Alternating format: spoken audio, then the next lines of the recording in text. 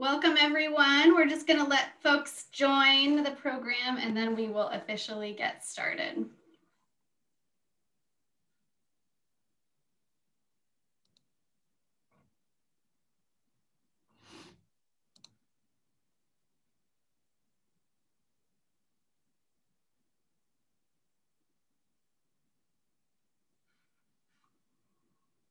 Okay.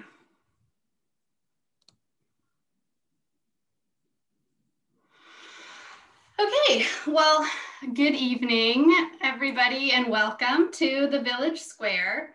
My name is Malia Sanford, and I am the Programs and Outreach Manager at the Lopez Island Library. And I'm pleased to be hosting tonight's program, which is focused on discussing and learning about the plans for reopening the Lopez Island School to in-person learning. I am joined by tonight's panelists from both the Lopez Island School District and the San Juan County Health Department. We have Carl Bruner, the new interim superintendent of the Lopez Island School District, Mary Fordham, the new interim elementary principal at the Lopez School, Martha Martin, the secondary principal, and we're also joined by Mark Tompkins, Director of San Juan County Health and Community Services. And we may be joined by Dr. Frank James, who is San Juan County's health officer, but that's to be determined. So thank you all to all the panelists for being here. The format for tonight's program is the same as previous episodes of the Village Square, which means we'll begin by hearing from our panelists, and then we'll open it up to questions from the audience afterwards. If you would like to ask a question, you can do so by using the Q&A button on your Zoom screen and submitting them that way. And all questions will be addressed at the end, but you are welcome to submit your questions as they arise for you. So let's begin by hearing from Mark Tompkins at the county level.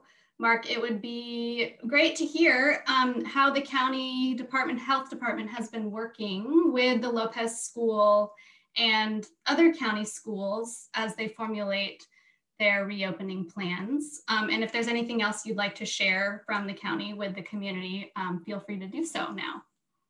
Yeah, so thank you. Welcome, everybody. So from the county, we've done, I would say, there's been multiple outreach and efforts with the variety of the school folks. So we have been holding a bi-monthly partner call with both private and public schools, and that's been going on for about 4 or 5 months. They happen on Wednesday evenings from about 4 to 5. Both Dr. James and I attend, and we have a lot of input from mainly the small preschools and some of the private schools, but we've also had staff from some of the public schools join us as well, talking about issues ranging from wearing masks, particularly with some of the young children and struggles that they had, to how to do it safely, and answer questions that they have and provide them an update regarding our regional data and kind of the trends and where we're going. In addition to that, Dr. James started meeting with the school superintendents, I believe, early last fall. I've joined those efforts, and we meet weekly as part of the ongoing discussions regarding school reopening. We provide input and recommendations to the schools. We review the school data, and those again have been happening weekly, at least for 4, maybe 5 months through this whole efforts. And I see Dr. James has joined us, so I won't spend a lot of time, but last fall, October-ish, I believe, he issued a recommendation regarding opening of schools. Some of the schools started to reopen, and then we had, there were challenges around some cases, and some folks had to be quarantined, and then there were some other concerns with staffing, just as a whole, not necessarily related to any cases. We also had some upcoming concerns with holiday travel around Thanksgiving and Christmas, with most schools deciding based upon that to wait till after the first of the year to reconsider in-person learning as a whole. Most schools have been doing some form of in-person with small groups for quite some time. And recently, Dr. James has issued another recommendation. Again, I don't want to steal his thunder, but recommending that schools could consider opening K through 6 if they have the appropriate staffing and systems in place. So that's kind of where we have been from the county health department. I don't know if you want to add anything, Dr. James. This is kind of talking about how we've been working with the schools, both public and private. And this is focusing on the Lopez Public School right now. Thank you very much, Mark. And hello, everybody. I got my second dose of Moderna vaccine yesterday, and I have the worst headache I've ever had in my life. I've got sore muscles. I've got nausea. I've got chills. So I apologize if I seem distracted, but and everything gets better tomorrow. So I'm really banking on it being gone tomorrow because it's been a really difficult day for me. So I did issue a letter to the schools based on the then active state metrics on the 22nd of October that said it was fine to open schools at that time from K through 3. There were a number of events that prevented schools from opening in terms of there were a couple cases in one of the schools. There was a lot of concern about the faculty not having enough faculty to open the schools in person. There's been a major revision by the governor's office about the metrics. Unfortunately, they're not super clear. Below 50 in-person education, 50 cases per 100,000. Pretty simple metric, and nobody's anywhere near it except for us. The other thing is he regionalized the data, so we're thrown in with Skagit Island and Whatcom. And Whatcom has about 450 cases per 100,000 right now, and they're a bigger county than us. So you average those together, and we are not anywhere near the level that we need to be to open schools to in-person education overall. There's this funny thing in the middle, and I believe that it's 50 to 350 or 50 to 300, 350, I think. And it's a very odd thing that's poorly defined by the governor. And I've appreciated so many things the governor's done, but I didn't appreciate this at all. Because it basically, in that very broad range, it authorizes transitional openings. There's 3 different words they use there, and it's all of them are somewhat ambiguous and difficult. But suffice to say, my interpretation, and I get to talk about the safety part of schools opening, is that I do believe it is safe for schools to open from K to 6. And I will work with each school district to make individual decisions about opening beyond that to higher levels. What I can tell you, many parents that end up on calls like this, I've done this a number of times now, they just want their kids back in school. They're over it.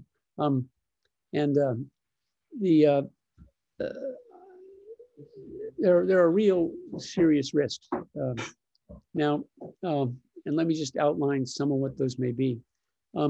There are, as everybody knows, unless you've been living under a rock somewhere on a small island unrelated to Lopez, there are various varieties of new strains of the virus. There's the UK strain, the South African strain, there's a Brazilian strain, and there are actually 3 strains in the United States, one from LA and a couple others. The worst of these are actually the UK one. It was the first one.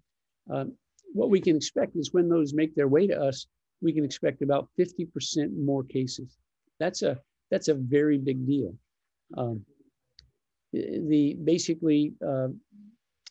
These viruses they're produced in a way that there's a much higher concentration of virus, between 100 and 100,000 times more virus in the nasopharynx and throat.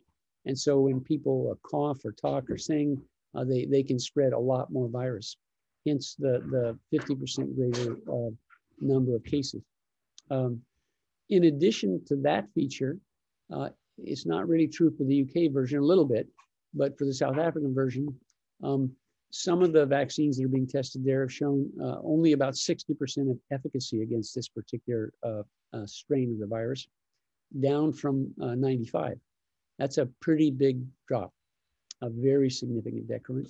And the Brazilian one, there's less known about, but it's actually more worrisome. And so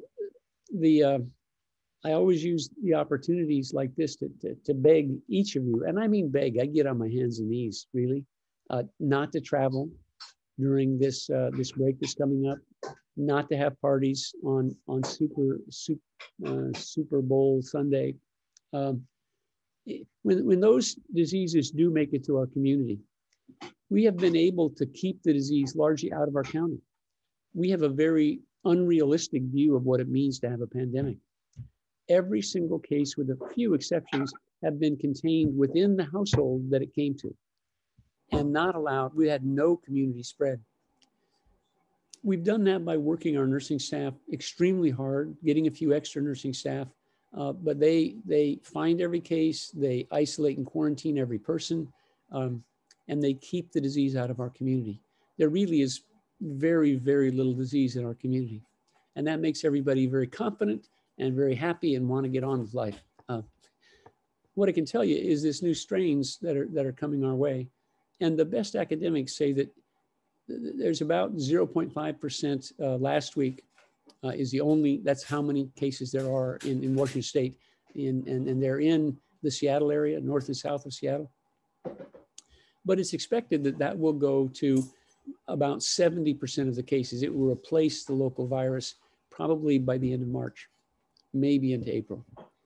And that's a very, very serious thing. And the reason it's serious is that if it overwhelms our ability to isolate and quarantine people, and this disease gets loose in our community, we could have the kinds of problems that Whatcom has, you know, and we haven't had anybody die. That's been my goal through this entire thing. And I've been very strong-willed and very assertive to protect people. We've done some very difficult things. And it's not, I can only recommend, it's the businesses, it's the schools, it's all of the partners that have been willing to do the right thing that have kept us where we're at. It's all the individual homes where people have acquired these diseases. They've all worked together to make us safe so far. The immunizations that everybody knows, we're sending out lots of vaccines, not as many as we'd like, but a couple. We're hoping to work up to 1,000 immunizations a week in the future when those vaccines become available. We do a few hundred now.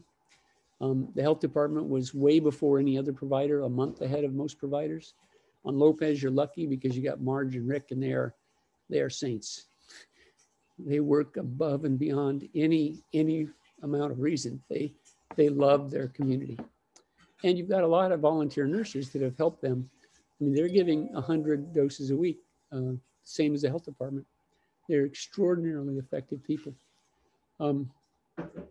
But the people we've immunized are healthcare providers who actually know how not to get the disease. Wear masks all day. We're unlikely to transmit the disease to anyone. We're on them like a washcloth on a baby's butt about safety. And we also have immunized elders, and most of the elders in our community, we've got a lot of elders. More than half of the people in San Juan County are old enough for that to be a major risk factor. And those elders have stayed home largely. So all the people who've immunized so far aren't going to reduce the contagion that could go through our community. The people that spread this disease are the 20 to 50-year-olds. That's where the disease is going to get spread, not in the people who've immunized so far. So it's only when we get those 20 to 50-year-olds immunized. And honestly, we have about 4,000 more people in this first tier. And it's going to take us quite a while to get them immunized. And then we've got to get down to the people that really matter in terms of the disease being able to get around. It will be April, May, before we really have enough immunity from vaccination to protect folks. So this is not a pretty picture. You know, I'm frightened. I'm honestly frightened. It became real to me. You know, I work for the Nooksack Indian tribe as well, and we didn't have a single case until about 2 weeks ago. And one of the first cases was an elder that had taken me under his wing when I came there. He was an incredibly happy man, had a big family. He was kind. He was one of my mentors in life. And to have him die was a,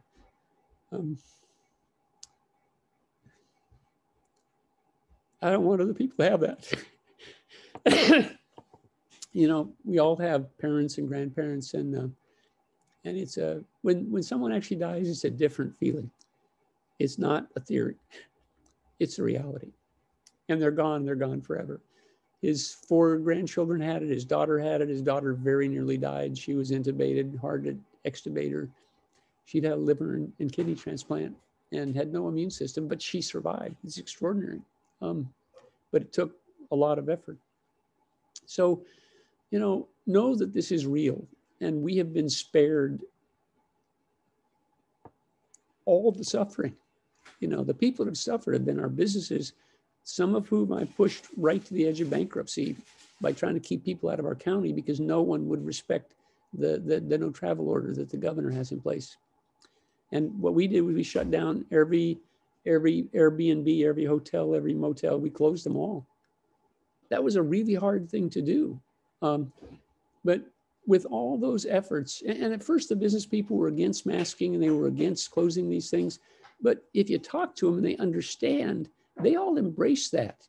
It isn't me that did that. It's all the businesses and all the individuals in our community that have been extraordinarily successful. We are likely the most successful county in the United States. I know that's not what anybody came here to hear.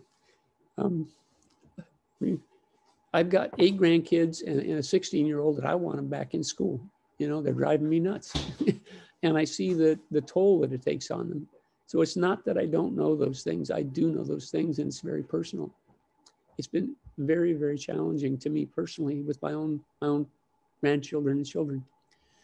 So if somebody wants people to go to school, so do I. It's just that it's got to be safe. The other thing is that when I say it's okay to open K to 6, there's a whole paragraph in that letter that says that only if you have adequate staffing, only if you have an adequate plan for what to do with kids that become ill, only if you can do isolation, quarantine, contact tracing yourselves as a district, only if we can really control those cases. Now, we're nowhere near the rate that we need as a region to open our schools. The thing about schools is they're a command and control situation. It's like being in the military. The principal and the superintendent say, you'll wear masks, you'll wear masks, you know. I really admire the superintendents. They've got a much harder job than I have, honestly. They've got to have the wisdom of Solomon more than what I have, because they've got many staff, half of whom don't want to come back to work, where literally they're afraid of dying. These elder people, they're in high risk groups. They're afraid of dying. The risk of me dying compared to a 20-year-old, it's 90 times greater. And the people older than me, it's 220 times greater, the next age bracket up. So, you know, age is a very important risk factor.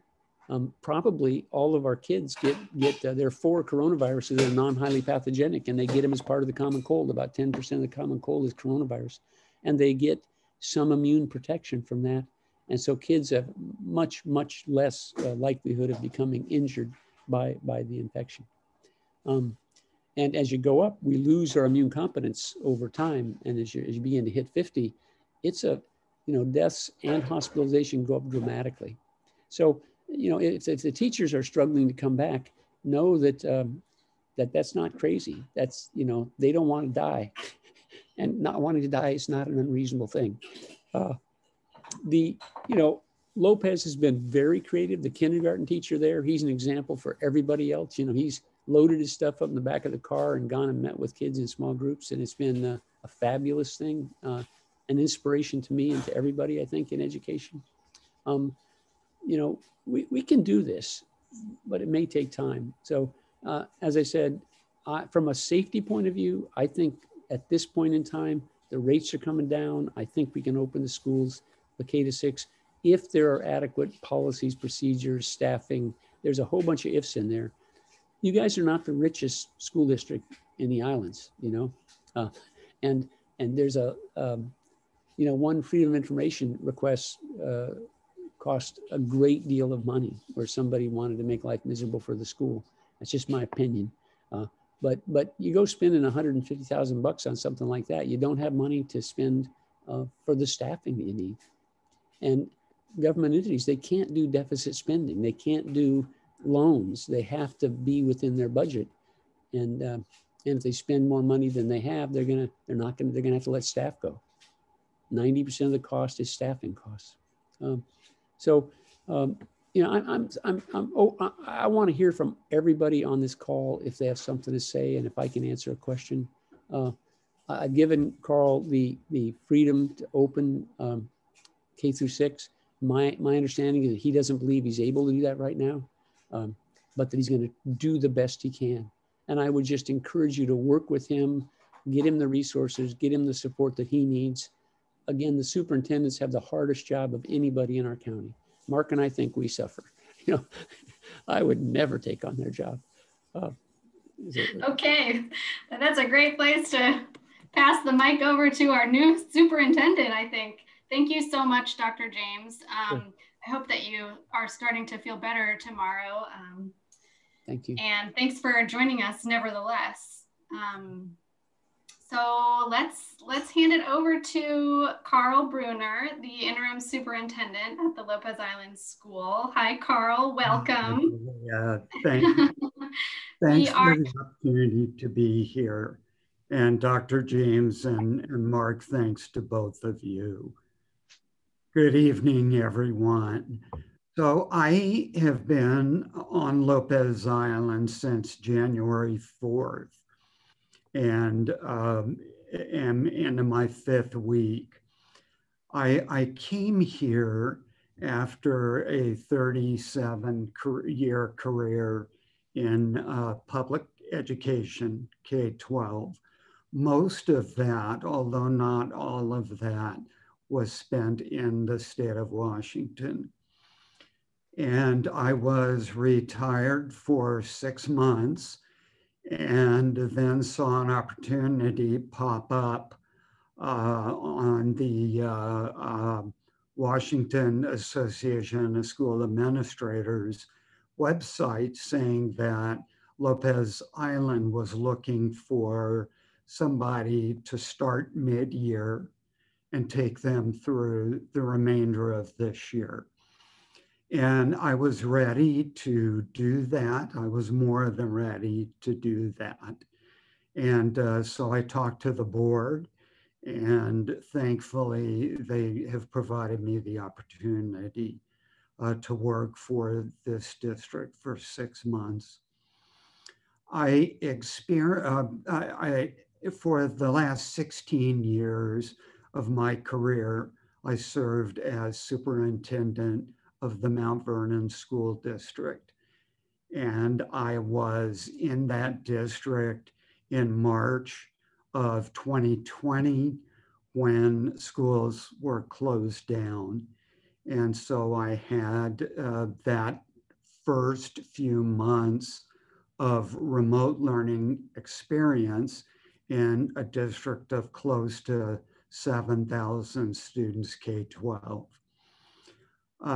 During my 6 months of retirement, I had an opportunity to experience it from the perspective of 2 young parents and also a kindergartner and 2 third graders who are my grandchildren. And I was lucky enough to be able to help them through remote learning. And it, even with those families who are blessed with a lot of resources compared to many other families, it was and continues to be a struggle. When I came to Lopez Island, one of the things that I recognized quickly was that we have a very supportive community. And we also are blessed with a very talented and very well-meaning and committed staff, elementary through high school. And everyone wanted the same thing. Everyone wants the same thing. And that is to get kids back in our school system as quickly as we can do that safely. And I also recognized pretty quickly that San Juan County has a very accessible and very clear speaking and articulate health department experts team in Mark and Dr. James. And I can't tell you how helpful that has been. All three of our largest school districts in this county, San Juan, Orcas, and Lopez, as everyone on this call knows better than I do, face very different community contexts. Orcas and San Juan are larger than we are. They have more staff and they have more community members. And that makes a big difference when we began to plan for reopening. So we got into that planning effort after Mary and I had the opportunity to kind of get our feet on the ground and learn people's names and learn the lay of the land. And we started, we put together a staff committee that was comprised of members, representatives of those who we needed to have on that team. So we had our transportation coordinator, our school nurse, our president of our teachers association, and our classified union. We had both Dr. Martin, our secondary principal, and Mary, our elementary principal, and we had our technology coordinator and other folks who were just very important to have involved in that discussion. And they have turned out to be tremendously important thought partners. So after a couple or 3 weeks, we thought we had gotten to the plan that was going to be a winning solution for starting with kindergarten. And then we heard some concerns after we rolled that plan out in partnership with our kindergarten teacher, who Dr. James talked very graciously about. His name is Brian Goff, and he's kind of a tireless advocate for his students and their families. And yet we began to hear some concerns from our teacher ranks about the plan for kindergarten. So on Monday, Mary and I met with our elementary teacher team and said, all right, tell us what is wrong with this plan and how can it be improved. And that was about a 2-hour meeting, and it was extraordinarily productive. They were able to speak openly and honestly and in a straightforward manner about what their concerns were. And they talked to us about what they thought would be a better approach. And we listened carefully. And before we got to the end of that meeting, we turned to Brian and said, "Are you comfortable with this proposed new schedule?" And he said, "Absolutely. I think it's the way to go." So we said, "Okay, let's go there." And the great thing about the plan, which Mary will describe in much more detail in just a couple of minutes, is that it accomplishes what our kindergarten through fifth grade teachers thought was extremely important, and that is consistency among grade levels so that families with children in different grade levels, K-5, would not have to struggle with different schedules, because we know, I certainly know, that drives families to distraction, and it makes a hard situation even more difficult if you're trying to struggle through balancing and juggling multiple different schedules. So that is kind of where we are at this point. And it reflects a truth that I think is going to really be something that is important for us to all remember as we go along through this journey. And that is, we know one thing is assured, and that is that things will change. We're going to make a decision today that we think is rock solid and is going to be the best we can make. But I guarantee it's going to have to be tweaked, because there will be, none of us have ever done this before. And unless we remain open to feedback from families and staff, we're going to go down a road that we think is good to go down, but it's just, it's not, we're not going to end up where we need to be. So we are committed to listening. We're committed particularly to listening to our teachers, because they're the ones who are really on the front lines and in contact with families and children. And they're the ones who are going to be able to tell us, this is working well, this is not working well. The other thing that we know is we're not going to be able to get where we want to be as soon as we would like to be there.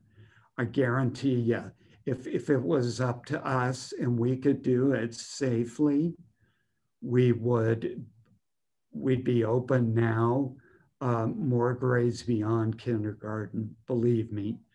None of us like being in school buildings, seeing very few children, work with teachers in small groups, because we know what's happening with those kids who we're not seeing. And again, even in kids who are in homes where parents are available and able to support them with a variety of resources, it's still extremely challenging. And we've been at this now for a long time, and we are committed to planning forward and moving forward as quickly as we can do so safely. And we don't want to leave any child behind.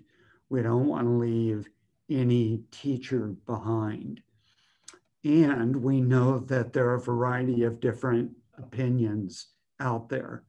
My guess is there are people in the audience on this call who are thinking, there is no way my child is going to go back to school until everybody is vaccinated.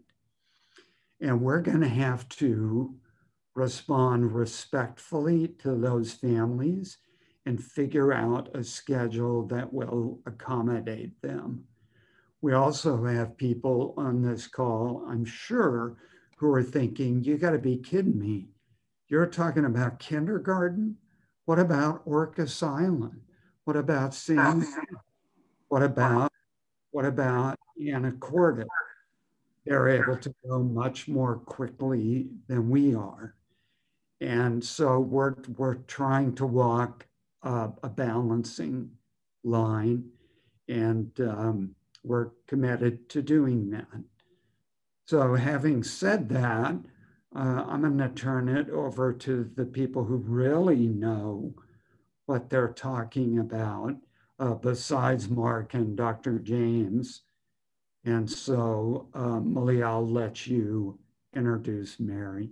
Thank you, Carl. Thank you for all that information and for your flexibility and patience. And I think that we're all learning this lesson over and over again about change is the only thing we can count on right now.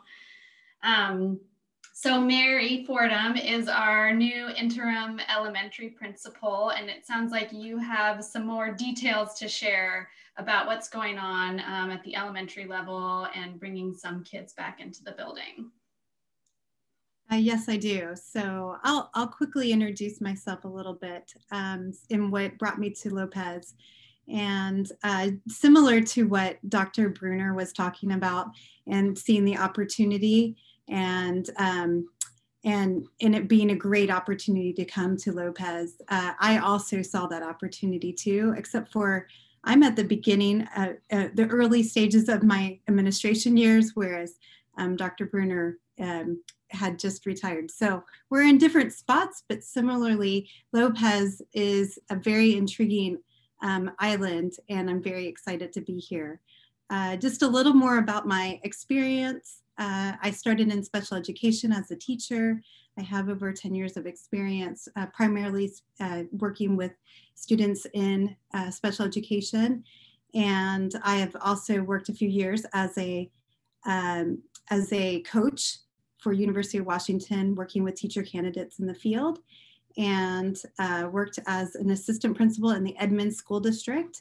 And last year, I was an interim principal for Edmonds School District. So after having that year, I was eager to get back into a position where I could continue being a principal. And Lopez is absolutely one of the best places I could possibly imagine being. And I'm so excited to be here. So, and Dr. Martin and I are doing a principal coffee talk with our parents and family members tomorrow. So if you want to talk more about, get to know us better, we are excited about that. So I will stop there and talk more about the kindergarten restart plan.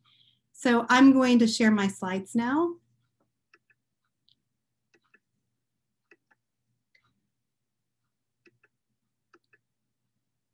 And so as Dr. Bruner was talking about, we have a tremendous restart committee, and we have worked very closely together thinking about every inch and every possible thing that needs to go into the plan. On top of that, meeting with the elementary team and just really talking about what that plan would look like from kindergarten all the way through, so that we could be cohesive and collaborative to make sure we are thinking about all of our students, thinking about all of our families, and making sure there is no stone unturned. So this is the schedule that we have come up with for the moment, and hopefully it's something that will continue. As Dr. Bruner said, this is our first time going into it. So we need to make sure that this is something that that is going to work, and if we need to make those tweaks, we will. But we will have two cohorts. One is cohort A and cohort B, and that will split our classes into two different groups, which will help to minimize the amount of students that will be coming to school at one time. And then in the afternoon, our teachers will be teaching our classes, or our students, that families feel that they're not ready for their student to come in person. So we want to make sure that we have space for that learning to happen as well. And so teachers will be teaching in the morning in person, and in the afternoon it will be remote with those students. There will be movement breaks throughout the day, but we will not be doing lunch or snack so that students will keep their masks on all day. And so we have safety procedures when they're in the classroom, and students will be primarily staying in the classroom. Of course, if they need to go to the bathroom, that will be something that will happen. But 6 foot distance, and this is actually our kindergarten classroom. And so if you can see, every table is 6 feet apart. Now it's a little bit, Brian Goff actually had 2 3-foot measuring sticks that he taped together, and he's measuring in every moment where a student would be and where another student would be. And he has been doing that in every single scenario. So this is an example of one of our classrooms, and this happens to be kindergarten. And when students arrive, we will make sure that they wash their hands right away. We're going to make sure that there is 1 student per table, and that will be per each cohort. So if you see there's 2 chairs per table, that one is for cohort A and the other one is for cohort B. We will not have small group tables, and we will not be using the drinking fountains, and students will be bringing their own water bottles.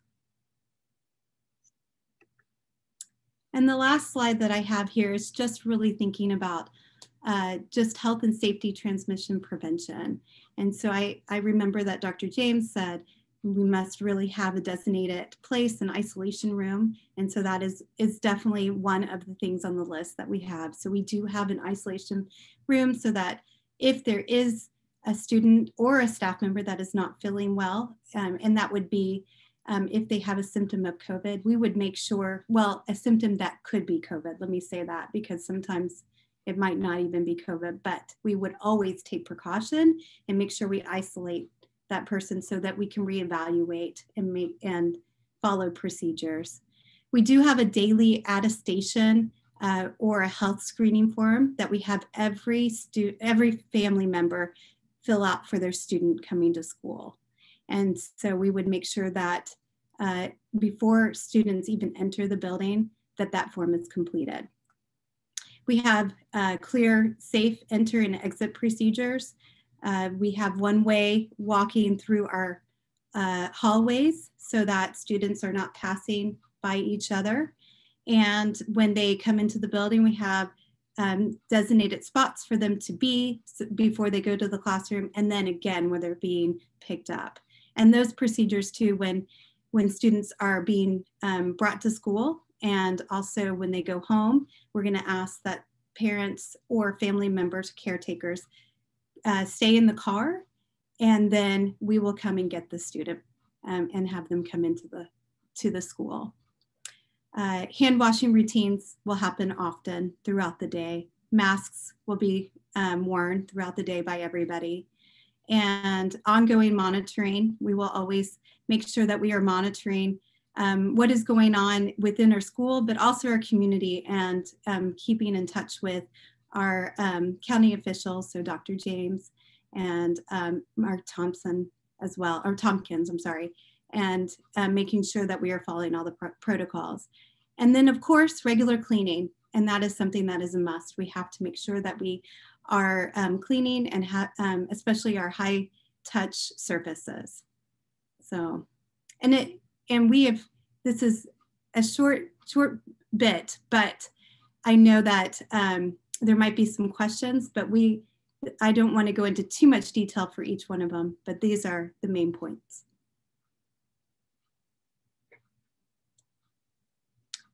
So Malia, that was the end of that presentation. Okay. Do you want to, yeah, stop sharing? There we go. Thank you. Thank you, Mary. Mm-hmm.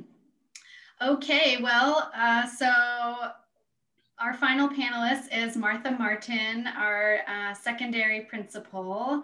Martha, how's it going with your students? It sounds like they're still going to be waiting for a bit, but what's going on with the middle and high schoolers? It does sound like they're going to be waiting a bit, and many of them tell us that they are, you know, ready to come back to school in terms of just missing friends, missing the social emotional connection. So we are trying to provide some of that right now. So here are some things that have happened so far this year. In the early fall, in our culinary class, the teacher set up a kind of like a farm stand where students could come to school to pick up supplies and produce from our amazing production garden. And so that they could make the things in the culinary class with the teacher. So that happened in the fall, and then that was a 5-week class, and that is over. And then that same teacher is currently teaching a sustainable agriculture class. The first 5-week term of that class, students met outside, physically distanced, masked up, all of that at some area farms in small groups. And that was all approved by our nurse, Karen Hatman. And then right now, this 5-week term, they are meeting at school in the production garden, still outside, still physically distanced. That was approved by Karen as well. So every time we need to approve something through Karen, she helps the teacher figure out what the safety procedures and protocols should look like for that specific learning context. And then in chemistry, we have had a couple of chemistry labs, and our weights and PE teacher has had students at school inside in a previous term, kind of in a circuit training, so physically distanced and masked. So currently, if it is an outdoor learning activity, Karen will work with the teacher to come up with those safety protocols and procedures.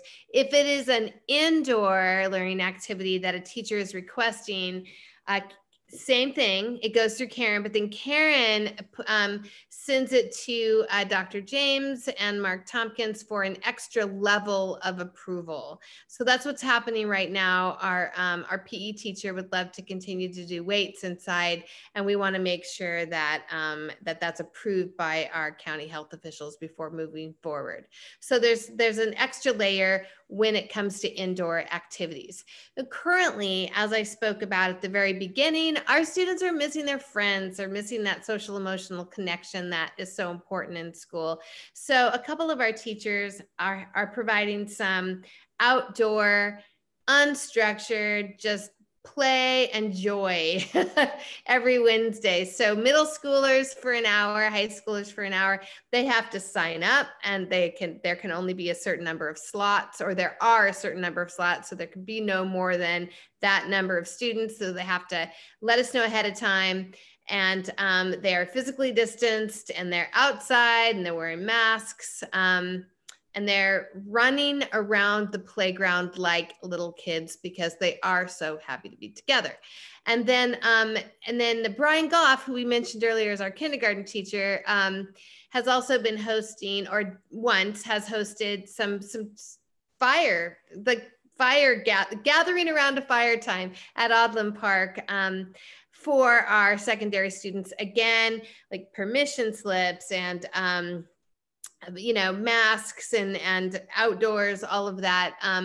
And we intend to do that in small groups once every couple weeks. So that's what's happening in secondary at the moment, in addition to us all just really constantly trying to improve our skills for remote learning and constantly up level the way that we are trying to serve our kids and all of their needs, the academic needs, the social, the emotional needs.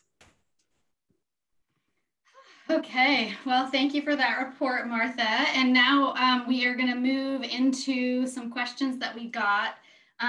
It looks like some of our panelists have responded in writing, but I might ask that we reiterate those just out loud also. So let's start with, this is a question for Mary. Let me move my screen so I can read it. There we go.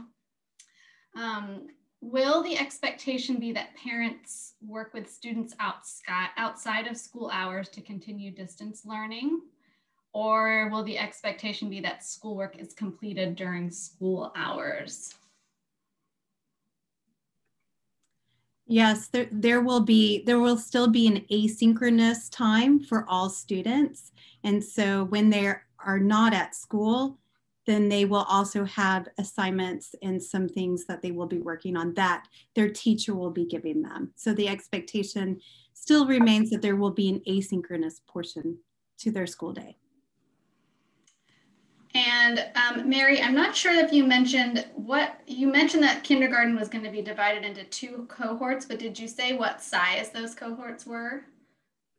Well, kindergarten is a little bit different because we don't have quite as many students. So the recommendation, and Dr. James, you can correct me if I'm wrong, but is up to 10 students per classroom. And that really does depend on the space as well.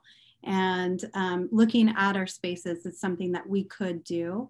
It is not something that's happening in kindergarten. They are having more like 5 or 6 per cohort. So. Okay, and this is a similar question. How will the cohorts work for the 2nd, 3rd grade class, which has nearly 30 students? The district said previously they wanted a maximum of 8 to 10 students in the classroom at one time. I'll start, and Carl, you're welcome to jump in as well. So we have realized that we have to think of each grade level individually and what the plan would be. So right now we have started with kindergarten. We have been talking with our 2nd and 3rd grade teacher, Ms. Kendra, and talking about the fact that we will have to think about that a little bit different for those 2 grades. So we have to think outside the box a little bit to make it work for those 2 grades. Dr. Bruner, you want to say anything more than that?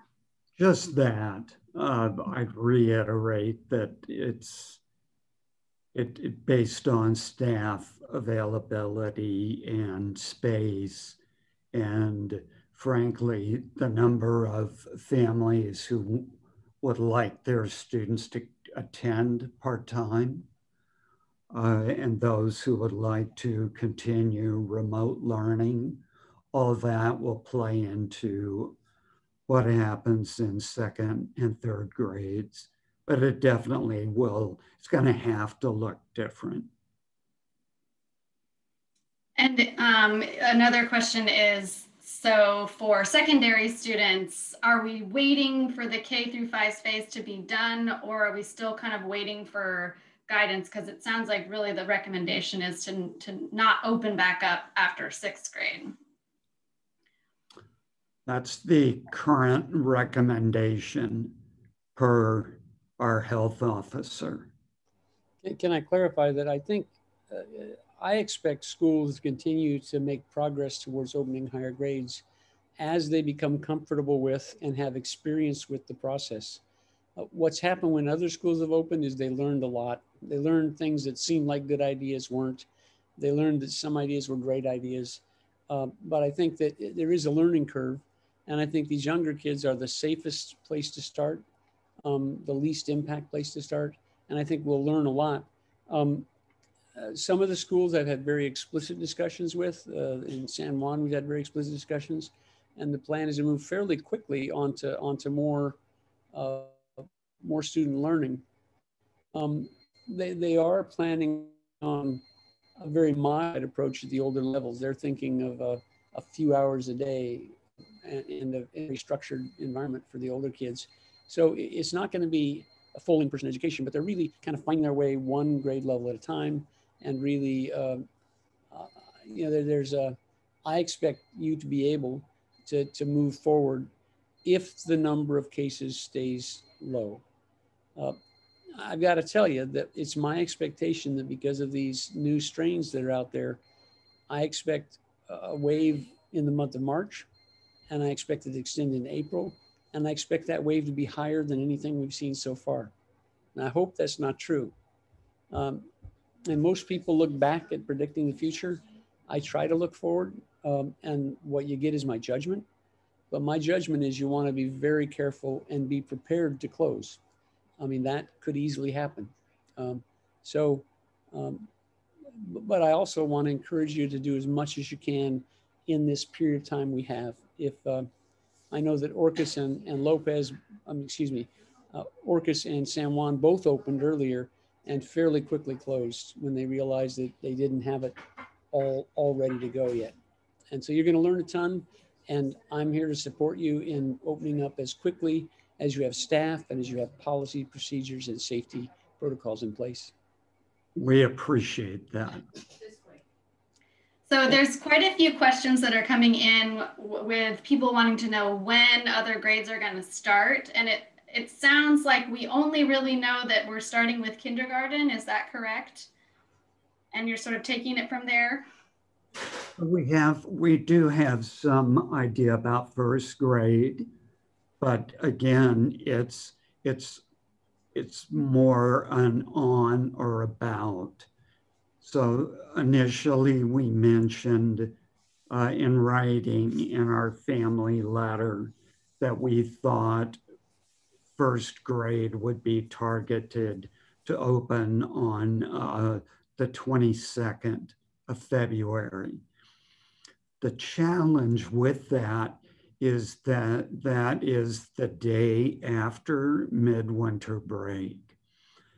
And I think we all know that as much as Dr. James can plead and does plead with all of us, and we take that message and plead as well, we know we're going to have people who travel. And some of those people may be staff, some of those people may be families of kindergartners or first graders. And so what do we do about that? Do we wait a week before we start first grade? Do we wait 3 days before we start? Those are the discussions that we're having currently. Related to that, there are a couple of questions about, are you going to require people to let you know if they have traveled, to stay home if they have traveled? What are the guidelines around that? So there's already a recommendation countywide that if anybody travels, first off, we recommend they not. Secondly, if they do, we recommend that they quarantine for 14 days. Again, the things I'm actually terrified of right now, terrified is not too strong a word, is the Super Bowl, and 40% of households in the US thinking they're going to have face-to-face parties for the Super Bowl. And followed by that is midwinter break, where I know that there are people planning on going to Mexico on vacation, to travel to other states. But you only need to go to Whatcom County to have really substantial risk. And if you go into a public restroom, that's one of the riskiest places you can go. And you're hard to go very far without going pee and poo, you know. So I'm really genuinely worried about that. And I think it definitely will threaten the ability of the schools to open. If people travel and if they have these kind of bring people in from outside for the Super Bowl, it's we're going to go that much higher and that much sooner in terms of cases. So every meeting I've had for the past week, every time I reach out to every single person in the meeting and say, tell your friends, tell your relatives, tell your employees, tell your colleagues, please don't travel. People's lives are on the line. And some people just don't understand that. But you saw the tears in my eyes earlier. When people that you love die, it's a whole different thing. So I hope that people can put off that travel for right now. We're going to be past this. You know, by summer, life's going to be back on track. But for now, we need to be responsible. And that means not traveling and not having Super Bowl parties face to face. Those are the biggest. Speaking of traveling, there is a question around transportation just to and from the school, and that hasn't been mentioned yet. So what's going on with transportation? Sure. So I'm not going to be able to give the answer that we all would like to give. Our transportation staff is very, very small and limited in numbers. I don't mean physically small, although some of them are, but they're limited in numbers. And we cannot, at this point in time, provide to and from school transportation. We realize that that creates hardships for some, perhaps many. And what we are doing is asking people for whom that creates a financial hardship to please contact the school and share that struggle. And we will work within our parameters to help address that issue. We do have a plan in place to hire more staff to be able to provide transportation. Bus drivers are some of the most challenging individuals to hire because being able to get somebody who is currently licensed is difficult to do. If you get somebody who says, I'm not licensed, but I'm willing to learn, that's about a 5-week process. So we're up for that, and we know we need to go there. So we currently have postings out there for bus drivers and for van drivers. But at this point, we don't have the capacity.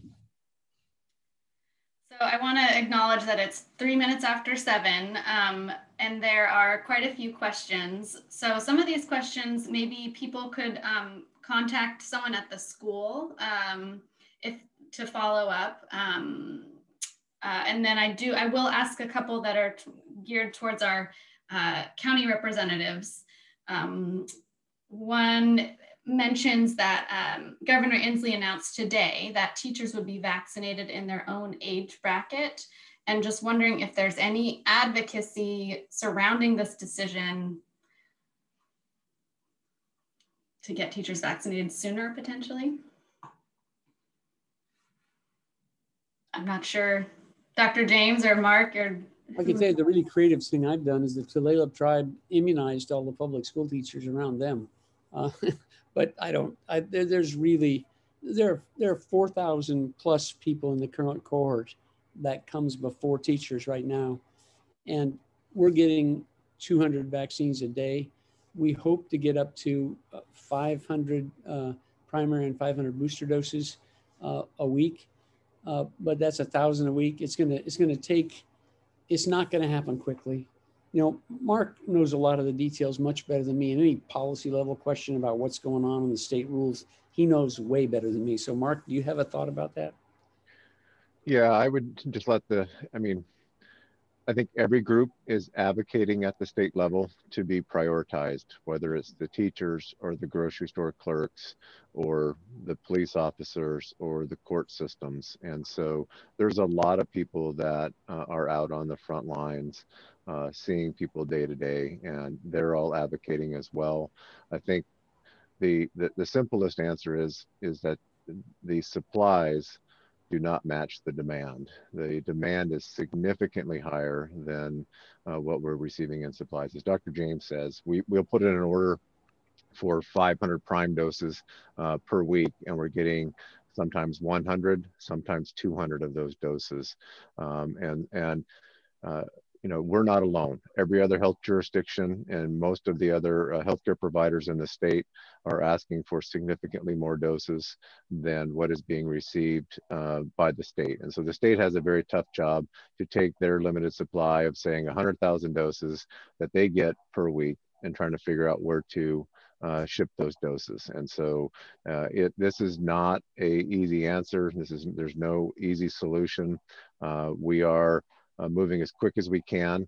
And, you know, if you look back in October, the conversations were around vaccine hesitancy, and we were concerned that not many people were going to want to get the vaccine.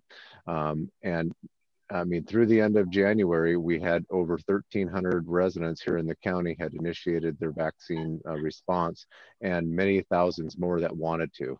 And so, you know, we are not seeing the hesitancy at this point. We're seeing folks want the vaccine, and the supplies are coming as quick as they can.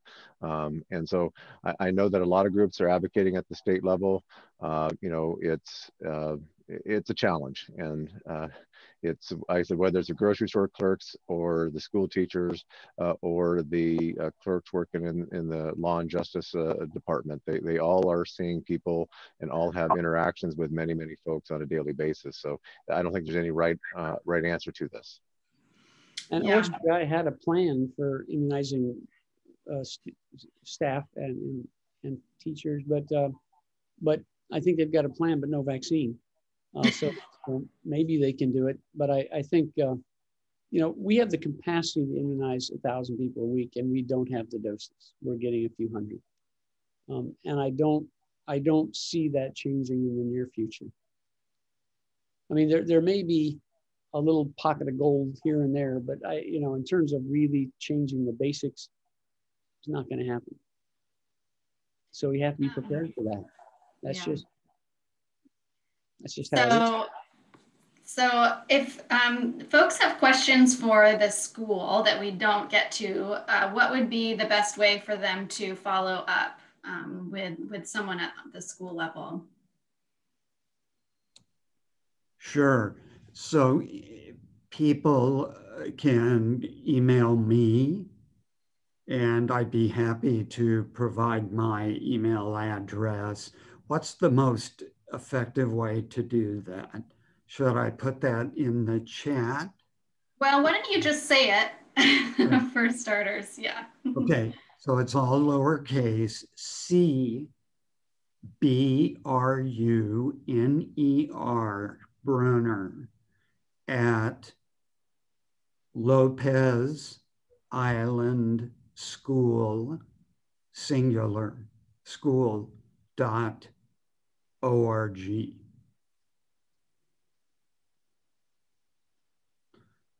And if it's a question that is better answered by Mary, I'll forward it to her. There we go. Or Martha, I'll send it to her. Great. I'm not going to send emails to Dr. James or Mark because I think their boxes are overflowing. Yeah, I bet so. So I have one final question that I will throw at the group before we say goodbye. And it's not necessarily ending on a high note, but the question is, what happens if a student does test positive or someone in the school does test positive? We have a plan. And Mary, do you want to share that plan? The first thing we would do is call our San Juan County health officials, and they will review the plan. And depending if it's a student that has a case that's been out of the school, or if it's something, you know, so there's a lot of different factors that go into that. And I think if it's something that happens right at school, we will follow the isolation room and then go from there. But it will all depend on a lot of different measures of where they've been in the school, and it's just following the plan that, oh, great. I was just going to show you the relative risk compared to 20-year-olds, what the risk is for kids. Their hospitalization 9 times lower and 4 times lower in these age groups. And compared to 20-year-olds for death, dramatically lower. There hasn't been a death in a young child under 19 in Washington State yet. So, and then if you look over here, this is what happens with age, you know, 13 times higher for hospitalization for old folks and 630 times higher. And in folks my age, 90 times higher. So the kids are pretty darn safe relative to adults.